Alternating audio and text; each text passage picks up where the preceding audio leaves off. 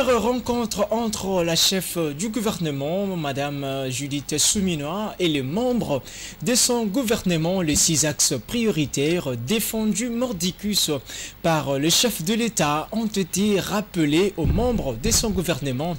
Comment devrait être réajusté le programme de ce gouvernement avant l'investiture au Parlement en présence des députés et sénateurs, et quels devraient être les axes prioritaires pour ce gouvernement, Judith Suminwa, le tout premier gouvernement pour ce quinquennat dernier du chef de l'État. Et nous allons aussi parler de, à partir du 31 juillet, les terminaux des paiements ne pourront être paramétrés qu'en francs congolais, la monnaie nationale. Est-ce une bonne ou mauvaise nouvelle, mesdames et messieurs? C'est toujours un agréable plaisir de vous savoir nombreux pour suivre les décryptages de différents sujets d'actualité au travers de cette émission production 100% Tokomu Api Télévision, une émission qui vous accompagne, qui vous berce comme ça en suivant et en décortiquant minutieusement les sujets d'actualité. Ici, je ne suis pas seul, c'est avec monsieur le secrétaire général du parti URCO, Joe Ilonga, affectueusement, on l'appelle comme ça, et avec qui nous allons passer des moments de gaieté ensemble. Déjà, pour la toute première fois, secrétaire général, bienvenue. Merci beaucoup, monsieur Grévy, pour l'invitation.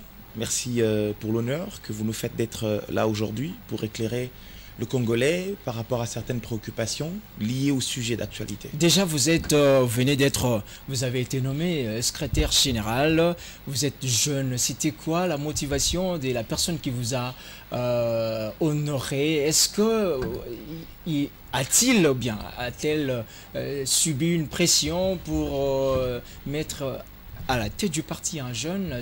Pour vous, comment avez-vous reçu cet honneur, cette élévation? Laissez-moi quand même rendre hommage au président national de l'Union pour la réussite du Congo, le camarade honorable sénateur Naïkamba Simon, qui est un homme doté d'une intelligence hors pair, avec une vision de la vie et surtout de la vie politique de notre pays à 360 degrés. C'est de lui que réside justement la réponse, la vraie à cette question. Mais en ce qui me concerne personnellement, s'il faut justifier son choix, je ne peux dire que la loyauté a fini par payer, le travail a payé, l'abnégation a fini par payer, notamment l'amour de son parti politique. Parce que je fais partie de ceux qui ont commencé bas au niveau de l'Union pour la réussite du Congo. J'ai fait partie de ceux qui ont fait la rue pour le parti. Je fais partie de ceux qui ont écrit s'il fallait écrire. D'ailleurs, nous avons longtemps été avec d'autres camarades du parti comme étant des mascottes du parti. Donc aujourd'hui, me concernant personnellement, c'est la consécration d'un travail. Le secret, le vrai de cette réponse se trouve dans le secret du roi. C'est une fierté d'être nommé à cet âge déjà secrétaire. Très grosse fierté. Parti. J'ai vu quand même beaucoup de vieux et vous êtes élevé. Est-ce que vous n'avez pas, entre guillemets, corrompu vous n'avez pas fait des yeux doux à l'autorité du parti? Non, non. Déjà, la corruption n'a pas sa place dans notre parti politique, aussi jeune qu'il soit. Le népotisme n'a pas sa place, le tribalisme n'a pas sa place. Nous sommes une partie qui se veut nationale, d'où nous devons faire les choses de la manière la plus correcte possible. Corruption, vous allez corrompre Simon Ikamba de quelle manière? Parce que déjà, grâce à ses travaux, grâce à son abnégation, son énergie, son courage et son intelligence, il a réussi à gagner sa vie. Joe Ilonga, attendez, vous allez continuer. Je sais bien que vous avez voulu bien vous déchaîner sur quand bien même c'est pas la thématique. En quoi ou bien par quoi on vous reconnaît? C'est quoi votre particularité? Ça, si on regarde, on sait que c'est bien vous. Pour le parti ou me concernant personnellement? Pour le parti. Pour le parti. L'URCO a... La touche personnelle. La touche unique et la touche personnelle, c'est la touche communicationnelle au sein de l'URCO. Nous avons notre propre manière à nous de voir la communication. Au-delà de la communication, c'est l'école du parti aussi. C'est les deux grosses et grandes particularités de notre parti politique. Nous faisons de la publicité comme si nous étions une marque commerciale. Ça, c'est nous. Nous sommes extrêmement présents sur les réseaux sociaux, à la télévision, que ça soit à travers les panneaux publicitaires dans la ville. Aujourd'hui, on a tous rencontré cette réalité où pour voir le panneau publicitaire d'un parti politique, c'était exclusivement pendant la campagne électorale. Mais aujourd'hui, nous avons prouvé le contraire. L'URCO communique comme une marque commerciale. Et l'école du parti, dans l'école du parti, nous préparons l'élite. C'est-à-dire nous avons le temps d'analyser l'actualité chaque semaine, ensemble, non seulement avec les hauts cadres du parti, mais même avec les sympathisants. Nous discutons sur l'actualité, nous formons cette population qui croit en la vision immense de l'honorable sénateur Naïkamba Simon. Nous travaillons de sorte à ce que et Joe Ilonga, et Monsieur X, et Monsieur Y puissent avoir le même langage, ce qui fait que lorsque l'on répercute cela sur le terrain, grâce à la politique que l'honorable sénateur a instaurée depuis une année, la politique de faire du porte-à-porte, et ça donne un résultat. Certains disent la preuve, lorsque nous faisons nos manifestations, certains disent qu'on vous a nommé, vous êtes jeune, c'est parce que l'autorité voudrait garder une certaine mainmise sur vous, donc il est là, et vous n'aurez pas assez beaucoup de soucis. Je suis un homme, je suis personnellement un homme très constant. On dit que vous êtes facilement manipulable. Je suis très constant. On dit que vous êtes facilement manipulable. C'est une fausse accusation. Je suis un homme très constant. J'ai été constant depuis mon arrivée en politique jusqu'à ce jour. Croire que le président national de l'Union pour la réussite du Congo a porté son choix sur ma modeste personne pour de raisons de manipulation serait une aberration. Parce que j'ai toujours eu des positions parfois très critiques au sein du parti.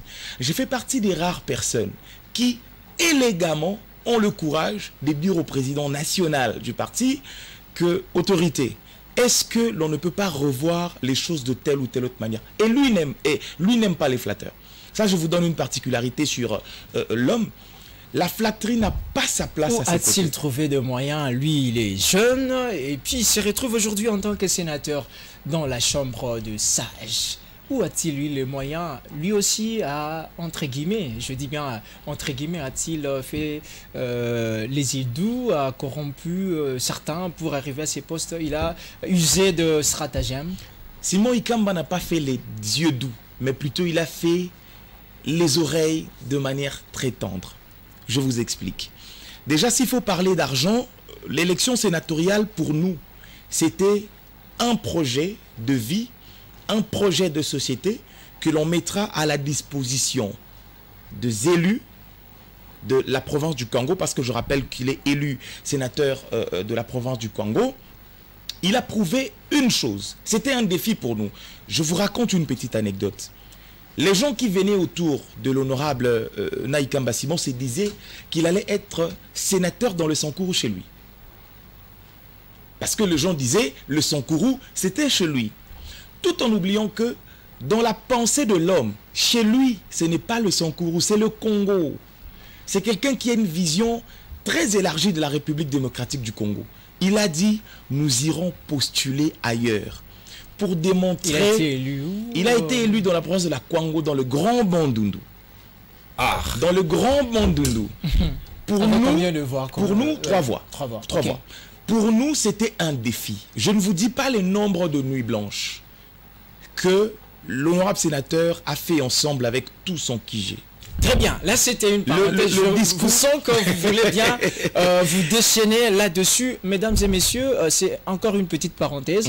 Aujourd'hui, nous avons un autre sénateur parce que nous sommes en train de parler d'un sénateur. N'empêche aussi d'évoquer le cas d'un autre sénateur qui s'est identifié aujourd'hui. Mais lui, il est de l'opposition. C'est monsieur Salomon Kalonda. Il s'est montré encore très critique quant à la révision, bien le projet de revoir ou de changer la constitution.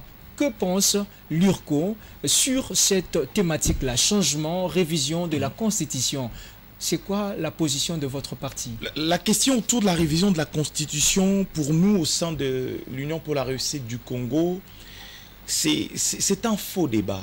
Parce que les gens veulent prêter des intentions. Vous avez déjà des idées préconçues. Les gens veulent prêter des intentions que certaines personnes n'ont pas. Le chef de l'État vous a dit, lorsqu'il a passé son séjour de travail en Europe, qu'il ne faut pas faire de lui un dictateur. Mais si le chef de l'État, il est la première à demander, à dire qu'il va procéder ainsi, il va unir les principales têtes pour réfléchir là-dessus, on sent déjà que on tend petit à petit. Pourquoi aujourd'hui en République démocratique du Congo, on a la facilité de penser que nous avons le monopole de la connaissance?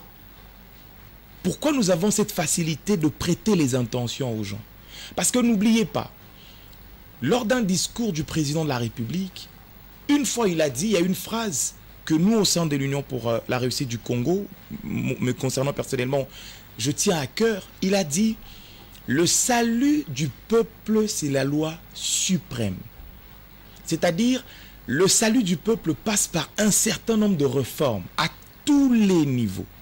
C'est-à-dire, si nous nous retrouvons face à une situation qui compromet l'avenir du pays. Pourquoi avoir attendu le dernier quinquennat alors que ça peut aussi avoir lieu après lui? Donc, certains pensent que ces projets de révision, de changement des constitutions va permettre au chef de l'État d'abord d'annuler le premier mandat et puis de recommencer un recomptage à zéro. Je n'aimerais pas entrer... Ne va-t-il pas toucher aux articles verrouillés? Je n'aimerais pas entrer parce que là nous sommes sur un plateau télé aussi sérieux que Tokomi Wapi Télévision. Il faut éviter le procès d'intention. Ça, je ne cesse de le dire. Tout le Congolais est libre de réfléchir sur le devenir du pays. Il n'y a pas un opposant, ou il n'y a pas quelqu'un de la société civile, encore moins les apolitiques, qui peuvent ici me regarder droit dans les yeux, sur ce plateau, et me dire qu'il n'y a que tel groupe d'individus qui ont le monopole même de la réflexion. Déjà, le président Félix-Antoine Tshisekedi Tshilombo l'a démontré de plusieurs manières. Son côté démocrate. D'ailleurs, ça va vous choquer ou ça va choquer plus d'un. C'est le plus grand démocrate que nous avons dans ce pays actuellement. Plus que Joseph Kabila. C'est quelqu'un qui a... Sur qui toutes les critiques ont pesé. C'est quelqu'un qui a mangé la démocratie. C'est quelqu'un qui a bu la démocratie, c'est quelqu'un qui a nagé dans la démocratie, il a baigné dans la démocratie. N'oublions pas le combat. Aujourd'hui, les parlements ne montrent pas cette fameuse démocratie. Comment vous définissez la démocratie? Une démocratie au Parlement, c'est déjà... ça paraît être une caisse de résonance. Où ça bloque, où la majorité absolue... Ça dérange. Où ça dérange, où ça bloque. Si vous voulez parler de la majorité à l'Assemblée, mais laissez-moi quand même manifester mon indignation.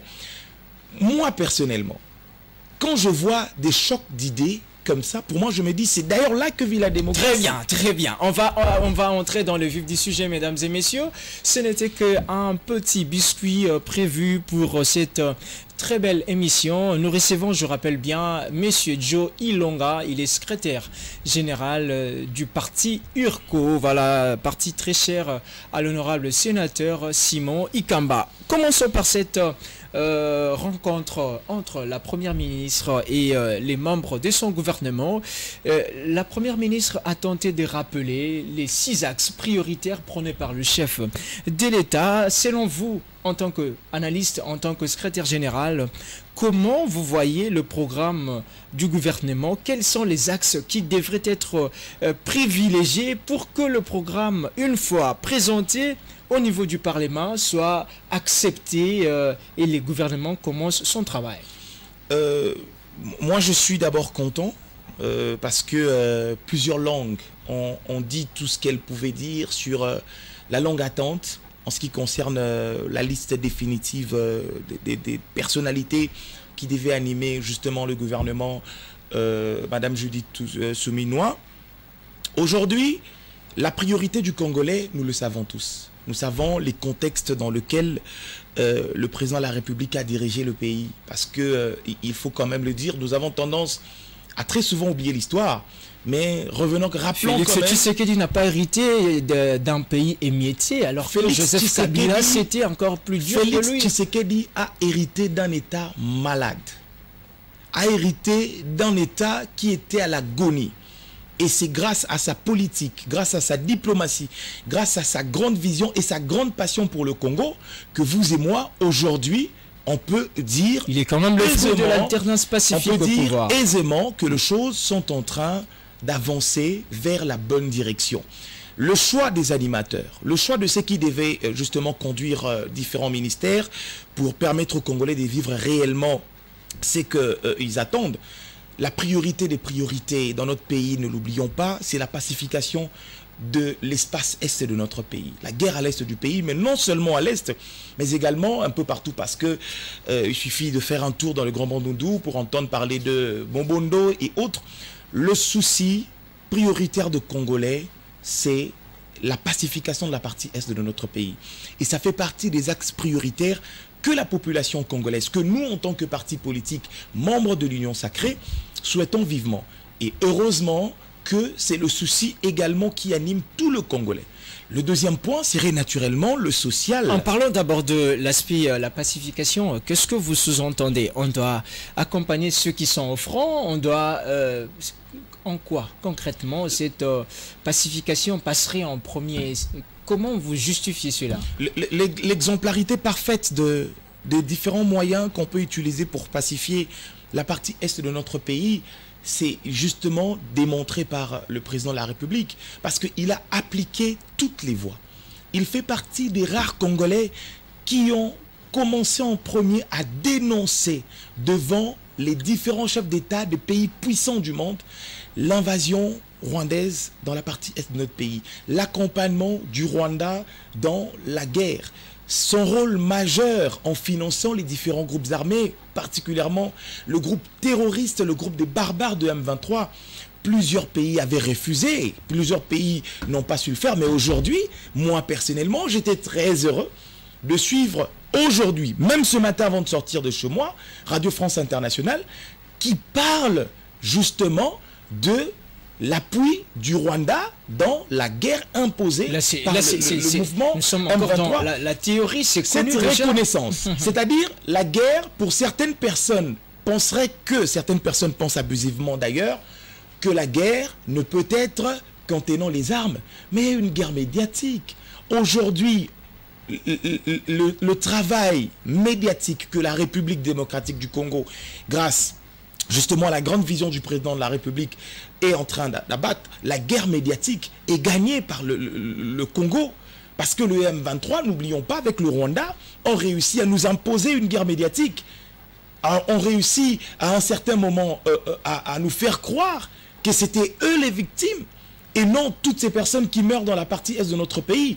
Mais la première guerre qui a été gagnée, c'est le franchise, le côté franc du président de la République devant différents chefs d'État. Partout où il passe, il porte un discours et il a porté un discours cohérent jusqu'à ramener des grandes nations à reconnaître les abus du Rwanda.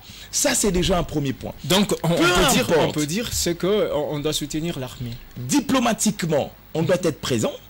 Le soutien à nos vaillants FARDC qui sont en train d'ailleurs de gagner du terrain. Notre casse-tête, des promesses et un chapelet, des bonnes intentions. Regardez ce qui se passe réellement dans le terrain. Les salaires promus réservés pour les soldats, entre guillemets. Jusque-là, on dit que ce n'est que de discours. Malheureusement, dans notre pays, nous croyons, je ne sais pas si je dois le dire de manière absurde, qu'il est possible de changer un pays ou de transformer un pays comme avec une baguette magique. Ça, c'est ce qui anime le mauvaise foi des différents Congolais. Aujourd'hui, nous devons croire que peu importe le pays où vous vous trouvez, le changement et l'amélioration, c'est des processus. On ne peut pas changer une nation. La France ne s'est pas construite en un jour. Les États-Unis ne s'est pas construit en un jour. La Chine, encore moins. C'est-à-dire, il y a un processus, il y a un chemin à suivre. Tout ce qui compte. Moi, un vieux politicien m'a fait comprendre une chose. On était en train une fois de réfléchir sur la vie de tous les jours. Il m'a dit, les grands politiciens ont un seul point commun.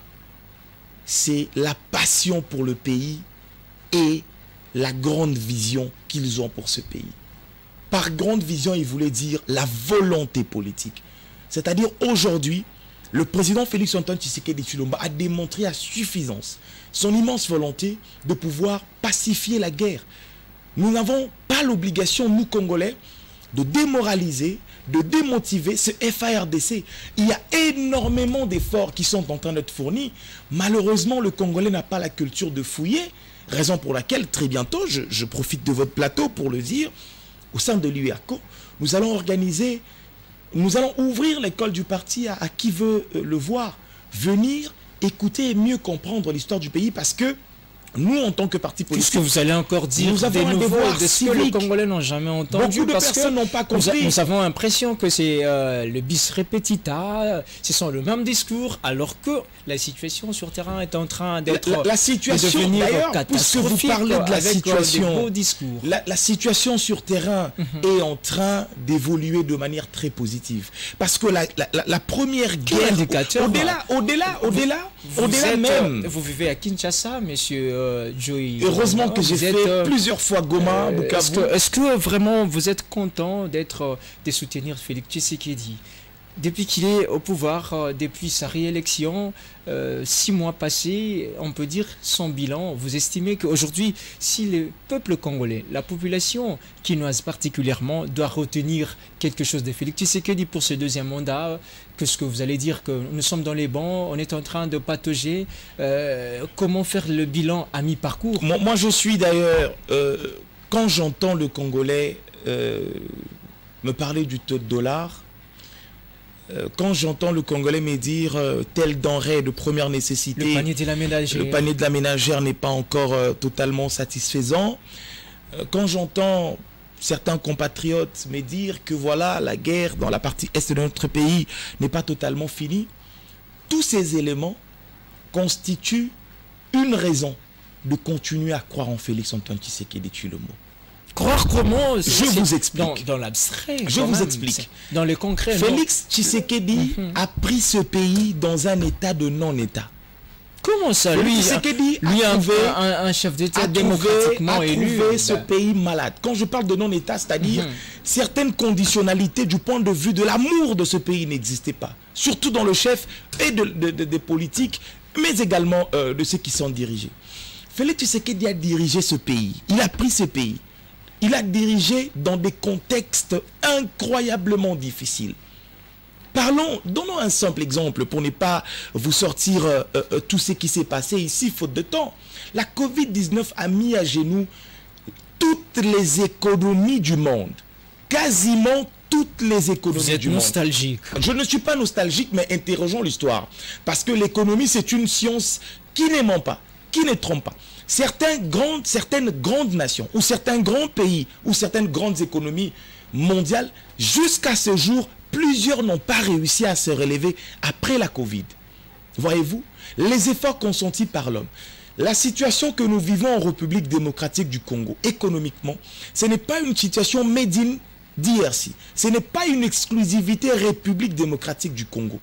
C'est-à-dire, c'est une réalité planétaire, c'est une réalité mondiale, nous sommes en train de nous relever. D'ailleurs, si vous parlez de la République démocratique du Congo, aujourd'hui, comme étant un pays où Félix Antoine Tshisekedi n'a pas réussi à apporter autant de changements comme le souhaite la population, mais vous vous trompez, je vous donnerai l'exemple de l'Haïti. Interrogez l'Haïti, dans quel état est ce pays actuellement? Ça fait partie des conséquences de la Covid. On vous dira posez la question sur la Nouvelle-Calédonie. Que nous avons beaucoup d'hectares, des terres arables, nous avons beaucoup de potentialités, nous avons beaucoup de potentiel, nous avons en tout cas des espaces non occupés. Jusque-là, tout ce discours, tous ces beaux discours, on dit qu'on est loin de sortir de la situation de l'auberge, c'est ça. Croyez-moi, avec le projet de développement de 145 territoires à la base, il y a un accent très poussé vers le développement rural. Quand on parle de développement rural, certaines personnes peuvent se poser la question, celle de savoir s'il s'agit exactement de quoi et quelle est la vision. Le projet de développement de 145 territoires à la base permettra à chaque Congolais de vivre réellement l'épanouissement à travers notamment des projets agricoles de grande envergure. Je vous donne un exemple. Lorsque j'étais en train d'essayer de comprendre la vision du projet de développement de 145 territoires à la base, vous allez vous rendre compte que le chef de l'État a placé le développement communautaire au centre de sa politique. C'est-à-dire, avec par exemple la construction de routes des dessertes agricoles, ainsi que la construction de routes d'évacuation des biens, vous allez vous rendre compte que la situation des famines dans laquelle certains Congolais se retrouvent jusqu'à ce jour, ça sera des situations que nous allons en parler dans le passé. Parce qu'aujourd'hui, nous sommes un pays à vocation agricole. Et il y a des coins de la République démocratique du Congo où vous n'avez pas besoin d'organiser des conférences pour les expliquer comment planter, comment cultiver. Le Congo central, par exemple, c'est une province à vocation agricole. Vous avez le Grand Bandundu, la province de Kwilu, Maïndombe ou Kwango. C'est des provinces où essentiellement on vit du travail de la terre. Aujourd'hui, quand on parle de l'agriculture, il faut élargir un tout petit peu le champ pour parler de la pêche, notamment de l'élevage, le travail de la terre, dans l'eau, mais également de la forêt. Voyez-vous, à travers les dans tout ça, parce que vous avez développé beaucoup de choses. C'est ce qui veut dire. Malgré tout ça. Accordez-moi quelques secondes pour finir avec le projet de développement de 145 territoires à la base. La création de millionnaires, que certains Congolais pensent que la promesse du président de la République était utopique. Mais laissez-moi vous brosser un schéma ici pour faire comprendre à tout Congolais que nous devons nous approprier du projet de développement de 145 territoires à la base dans sa phase développement agricole. Une maman, par exemple, qui est dans le Mayombe, ou un monsieur qui est dans le Mayombe, qui produit des oranges qui pourrissent. Moi, j'ai fait le Congo central profond. Moi, j'ai vu des oranges pourrir. J'ai vu des bananes pourrir. J'ai vu des ananas pourrir. Parce qu'il n'y a pas de route pour les ramener, ne serait-ce au niveau de la nationale numéro 1. Ça, c'est déjà un premier problème. Mais avec la construction de routes des dessertes agricoles, ça va permettre à ces commerçants, à ces cultivateurs de quitter leur milieu de vie naturel pour ne serait-ce ramener le centre de consommation. Ne serait-ce dans la nationale numéro 1. Ce qui fera en sorte que Grévy, en tant qu'entrepreneur, il s'est dit, je vais fabriquer mon jus, il pourra aller facilement acheter des bananes. Ça va créer de la richesse communautaire. Grévy ramène ses aliments ici à Kinshasa. Il ne va pas le ramener seul. Il n'est pas une entreprise de transport. D'où un entrepreneur qui va œuvrer dans le secteur du transport, ça va lui permettre de trouver... Monsieur Joey Longa, on va un tout petit peu redescendre. Redescendre parce que ceux qui nous suivent aussi comprennent quelque chose sont par moments peut-être plus intelligents, plus avertis. Bien sûr, bien sûr. Nous deux.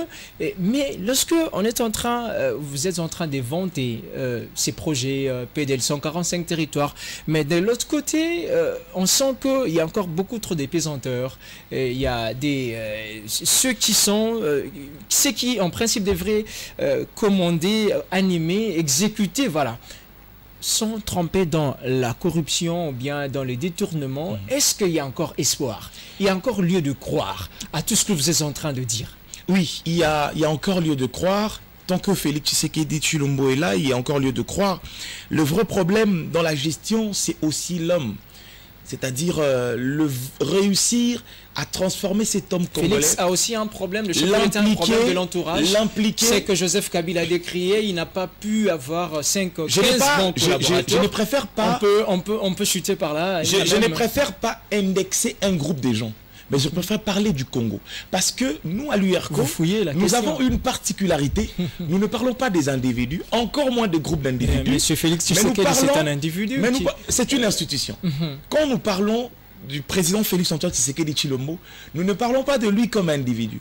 Nous parlons de lui comme une institution. Nous parlons des avancées significatives mises en place par cette institution, d'où il est l'incarnation des attentes des différents Congolais. Aujourd'hui, le problème du Congo, c'est vous et moi. C'est cette mentalité à croire que le Congo appartient au président de la République, point barre. Le Congo nous appartient tous. Le nouveau gouvernement doit, avec ce qui a été déjà fait, on doit consolider les acquis ou l'on devrait changer les tactiques du jeu? On doit bien sûr, on doit naturellement... Qu'est-ce qu'il faut? Est-ce qu'on doit maintenir le même projet naturellement, qu'on a vu avec beaucoup d'insuffisance? Naturellement, on doit consolider tout. Bien, qu'est-ce qu'on doit faire? On doit consolider tous ces acquis. Il y a eu énormément des avancées. Malheureusement, quand vous allez à la presse, certains confrères n'ont pas la culture de dire la vérité. N'ont pas cette culture-là. Parlons de la gratuité de l'enseignement. La gratuité de l'enseignement, les 3 premières années de la gratuité de l'enseignement, ça a permis de remettre sur les circuits scolaires près de 70 millions d'enfants. Vous prenez beaucoup trop de risques en défendant des sujets qui sont très mal vus. Vous allez nous parler, parlons de la gratuité de l'enseignement. Un gros risque pour le parti. Vous allez nous parler de nombre du surpeuplement dans les salles de classe. Vous allez nous parler des infrastructures. Vous allez nous parler des infrastructures qui sont restées certaines infrastructures qui sont restées un tout petit peu vétustes. Ce sont les effets, on appelle ça effet induit. C'est justement les effets induits de cette gratuité. Parce qu'une école, par exemple, qui recevait 70 enfants dans une salle de classe, avec la gratuité de l'enseignement, il y a des enfants qui n'étudiaient pas, qui restaient à la maison. Il y a certaines familles qui étudient en mode délestage. D'où un parent qui avait du mal à envoyer tous ses enfants à l'école, qu'est-ce qu'il fera? Il va tous les remettre dans les circuits scolaires. Le lancement de la gratuité de l'enseignement, le premier défi de la gratuité de l'enseignement, c'était de remettre d'abord dans les circuits scolaires les enfants qui n'étudiaient pas. Aujourd'hui, ok, vous allez continuer, parce que vous avez touché à un point très sensible. Il y avait un ministre. Je sais très bien que vous ne voulez pas parler de personne, mais quand même, on peut faire une évaluation de ce qu'a été son bilan. Le ministre, il a été remplacé. D'aucuns pensent qu'il a été trempé dans beaucoup de magouilles, beaucoup de corruption. Vous qui semblez, je préfère bien utiliser ce verbe-là, semblez maîtriser ces secteurs, on peut dire qu'il a laissé plusieurs cadavres dans le placard. La nouvelle ministre de l'Éducation nationale et la nouvelle qui vient va trouver la situation calme. Bien, ça sera Madame Raïssa Malou n'a pas hérité ou ne va pas hériter d'un EPST inexistant. Il y a eu énormément d'avancées. Le mal avec l'être humain, dans sa généralité, nous avons du mal à accepter les efforts des autres. Il y a eu énormément d'efforts qui ont été fournis. Si placard il y a eu dans le cadavre, si cadavre il y a eu dans le placard ou il y a dans le placard, il y a une justice qui peut faire tout son travail. Il y a l'IGF qui est là à l'EPST, à l'anciennement EPST, et à la Cour de compte qui est également là à l'EPST, à l'anciennement EPST, qui est en train de faire un travail. C'est-à-dire, moi, je ne peux pas me prononcer à la place des inspecteurs de finances. Non, juste avoir un peu votre aperçu, dans ma façon de voir le bilan, comment est-ce que les choses ont été conduites. Il y a eu énormément d'avancées, dans énormément de choses. Il y a beaucoup d'écoles qui ont été construites en République démocratique du Congo. Aujourd'hui, d'ailleurs, au-delà du défi, celui de pouvoir ramener les enfants dans les circuits scolaires, il y a aussi le défi des écoles de prestige. Les écoles de mes enfants, par exemple, moi, mes enfants, à l'époque, à envoyer mon enfant dans une école de prestige, avec combien je pouvais. Mais aujourd'hui, grâce à la gratuité de l'enseignement, tout enfant peut étudier normalement. La couverture santé universelle avec la gratuité de la maternité, vous allez me dire que oui, ça patauge encore. Ça patauge encore. Bien sûr. On avance en titubant, on dit. La meilleure façon de perfectionner un projet, c'est de le voir évoluer, analyser et comprendre.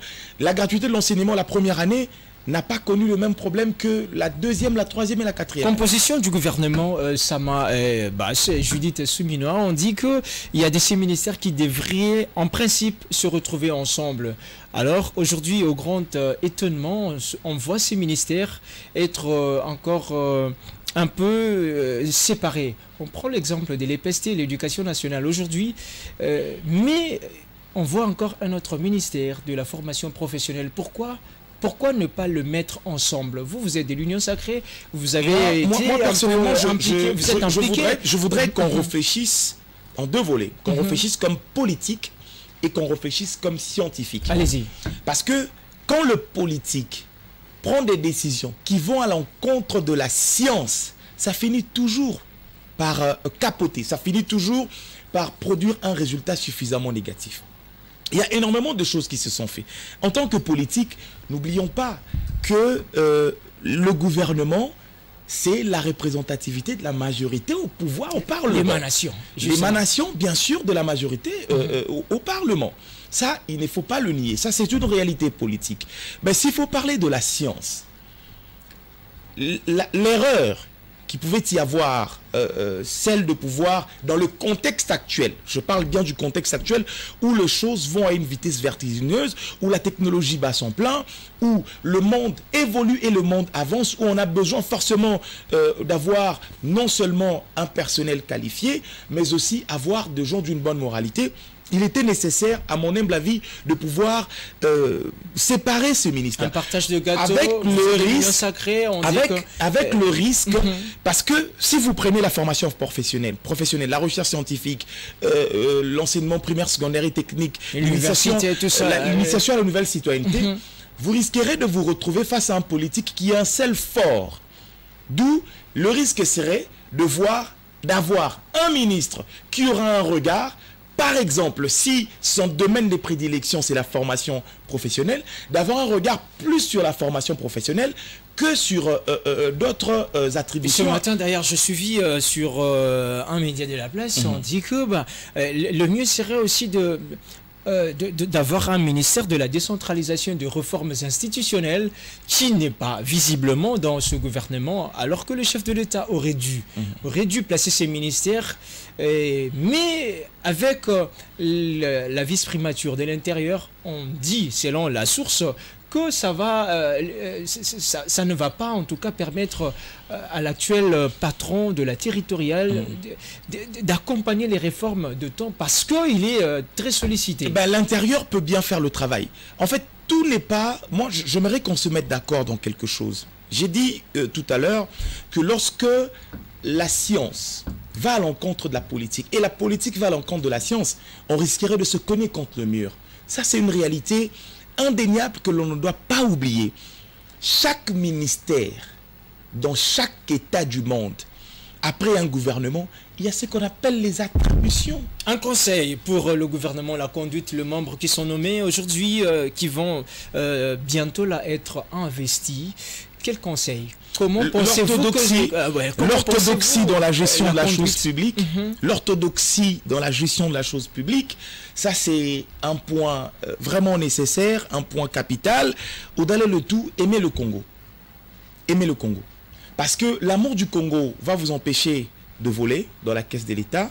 L'amour du Congo va vous empêcher de priver le Congolais de certains droits. L'amour du Congo va vous empêcher de dormir sur vos deux oreilles ou empêcher le Congolais de vivre réellement le changement prôné par le président de la République. C'est l'amour du Congo qui passe avant tout. C'est le patriotisme. C'est-à-dire, ces ministres doivent avoir pour passion le Congo. Parce que si vous n'avez qu'une nation, le Congo, vous penserez à l'héritage que vous allez laisser. Parce que vous êtes ministre aujourd'hui, vous partirez. Qu'est-ce que les gens diront de vous? Qu'est-ce que les gens diront de ce que vous avez eu à accomplir pendant que vous avez bénéficié de la confiance du chef en vous plaçant... Un mot aussi pour...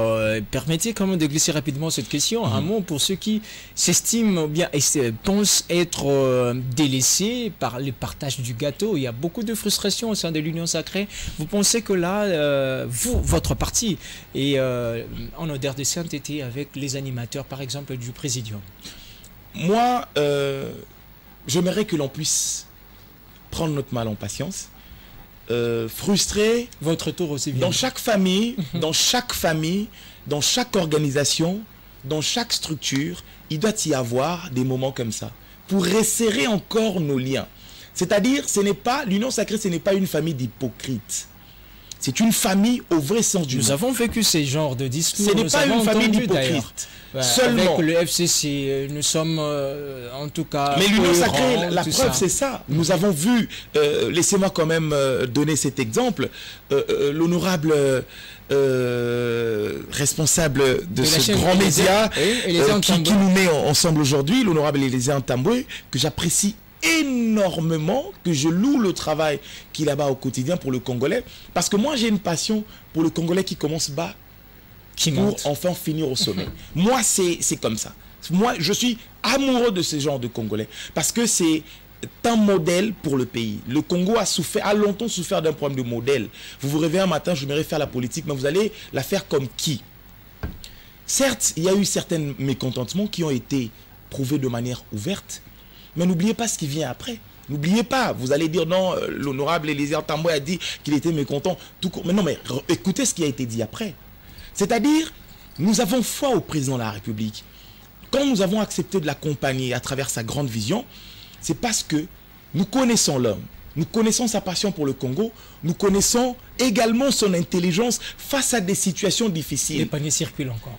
Et ce n'est pas une question de panier. Comme à l'église, on dit. Ce n'est pas une question de panier, mais vous allez vous rendre compte aujourd'hui qu'au-delà de la frustration, les différents membres de l'union sacrée de la nation ont laissé passer les égos, tout en vous rappelant que le salut du peuple, c'est la loi suprême. Très bien, on va prendre cette toute dernière thématique, mesdames et messieurs. À partir du 31 juillet, les terminaux de paiement ne pourront être paramétrés qu'en francs congolais.